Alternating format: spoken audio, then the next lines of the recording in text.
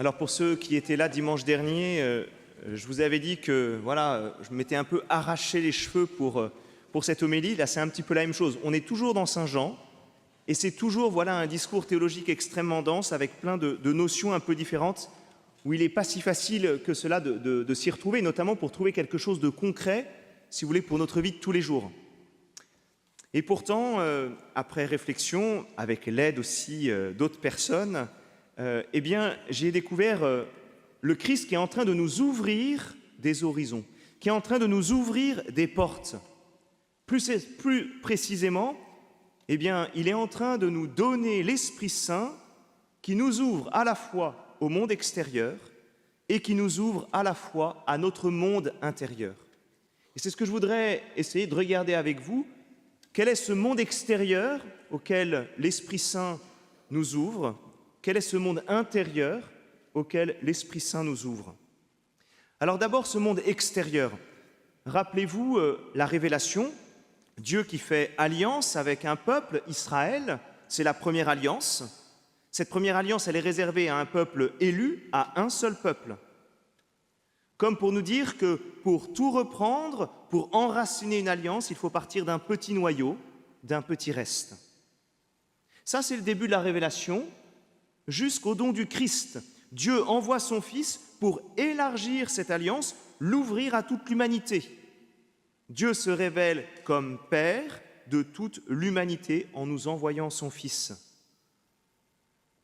Mais troisième moment, c'est l'ouverture concrète de cette alliance par le don de l'Esprit, à la fois en mourant sur la croix et en répandant cet Esprit sur les apôtres. Eh bien alors, l'Esprit est donné à toutes les nations. Voilà l'enjeu de cet évangile, je pense, un élargissement du don de Dieu au monde entier. Mais j'allais dire, ça c'est la bonne nouvelle. La moins bonne, eh bien, c'est qu'il y a de la résistance, il y a de l'opposition. C'est ce que nous voyons dans cet évangile. Le monde, dans Saint Jean, c'est l'opposition entre la terre et le ciel, entre être d'en haut et être d'en bas. Ce monde, c'est un ensemble qui refuse la lumière et reste dans les ténèbres. Rappelez-vous le prologue de Saint Jean, le Verbe était la vraie lumière qui éclaire tout homme en venant dans le monde. Mais le monde ne l'a pas reconnu. Il est venu chez lui et les siens ne l'ont pas reçu. Alors, frères et sœurs, oui, il faut le reconnaître, une partie du monde ne reçoit pas l'Esprit de Dieu. Cet esprit de vérité et de lumière qui éclaire le mystère de Dieu tout autant qu'il éclaire le mystère de l'homme. Cet esprit qui propose à tout être humain l'alliance avec Dieu. Cet esprit, nous le savons, n'est pas toujours reçu. Alors il est dur, il est triste de faire ce constat, mais Jésus le fait pour nous. L'esprit de vérité, lui, que le monde ne peut recevoir, car il ne le voit pas et ne le connaît pas. Mais c'est précisément à cause de cette opposition, eh bien, que nous sommes appelés à témoigner de la bonne nouvelle, de cette alliance ouverte à tous. Et pour cela, eh bien, Jésus nous promet le don nécessaire. Moi, je prierai le Père, et il vous donnera un autre défenseur qui sera pour toujours avec vous. C'est lui, cet autre défenseur, l'Esprit Saint, qui nous permet de répondre à l'appel de Saint Pierre dans sa lettre, comme à l'appel de nos différents papes successifs, comme à l'appel de notre évêque Matthieu. Soyez prêts à tout moment à présenter une défense devant quiconque vous demande de rendre raison de l'espérance qui est en vous. Alors, cette défense, ce témoignage dont le monde a tant besoin, eh bien, nous devons le vivre comme le Christ l'a fait lui-même, comme l'Esprit nous pousse à le faire, avec douceur et respect, par notre bonne conduite que nous avons dans le Christ, jusqu'à souffrir en faisant le bien, si jamais cela s'impose à nous. Alors voyez combien ce monde, il est en attente eh bien, de témoins animés par l'Esprit Saint, animés par cet autre défenseur qui demande à ce que le monde entier puisse recevoir la bonne nouvelle. Mais si jamais on s'arrêtait là, et notamment avec cette notion de ce monde qui refuse, ce monde dont Saint Pierre nous dit qu'il est un adversaire, il y aurait un grand risque. Un grand risque de penser que cette opposition ne se trouve que dans le monde extérieur, comme s'il y avait simplement les bons et les méchants. Et bien sûr, nous ici, nous sommes les bons, nous sommes les gentils. Et puis ce monde extérieur qui, lui, ne croit pas, forcément, ce sont les méchants. C'est le risque précisément, je crois, de ce que nous vivons dans notre société, d'un monde qui se polarise, qui s'extrémise.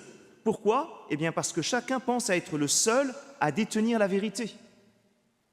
Or, ce monde qui s'oppose à l'Esprit de Dieu, ce monde de ténèbres, comme dit saint Jean, il n'est pas qu'extérieur, je le porte aussi en moi. Alors, continuons à regarder la révélation.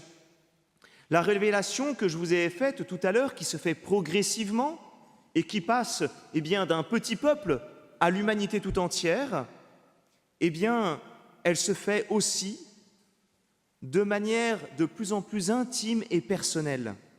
Dieu se révèle d'abord comme le Dieu unique, le Créateur, le Dieu de l'alliance avec un peuple, mais en envoyant son Fils, il nous révèle sa paternité et notre vocation à rentrer dans une relation filiale, personnelle avec lui. Et enfin, par l'Esprit Saint, tout d'un coup, ma relation avec Dieu s'élargit encore plus. Il me fait rentrer dans une nouvelle connaissance, cette fois intime et intérieure. Par son Esprit, Dieu demeure en moi et moi en lui, et c'est une nouvelle vie qui s'ouvre à nous.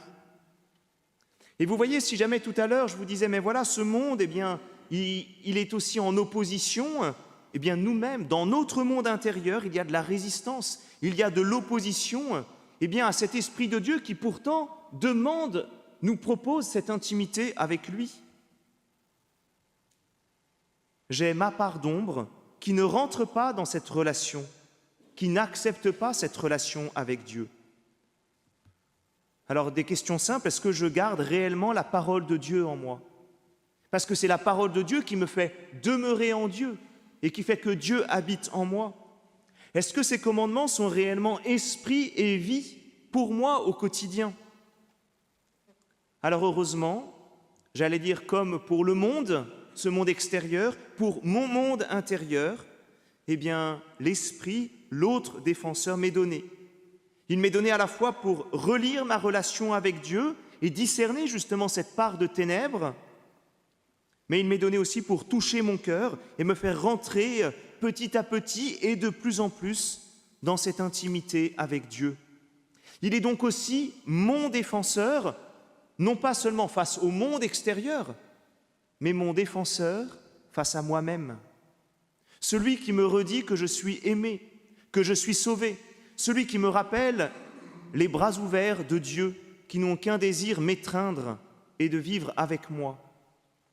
Alors frères et sœurs, en conclusion, n'ayons pas peur.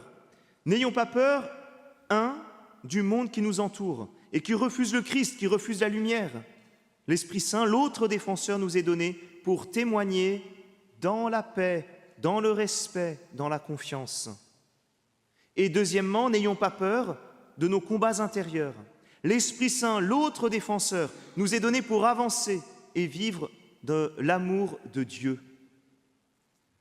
Vous le savez, nous rentrons dans ce temps de l'attente, qui va être ce temps du Cénacle, dans lequel nous allons rentrer à partir de jeudi, le jeudi de l'Ascension, dans cette attente jusqu'au jour de la Pentecôte de l'Esprit Saint. Que ces lectures d'aujourd'hui nous fassent rentrer d'une manière plus ardente dans cette attente, que nous puissions vraiment crier, mendier, Seigneur, envoie-nous cet esprit, envoie-nous l'autre défenseur dont le monde a besoin, dont j'ai besoin. Amen.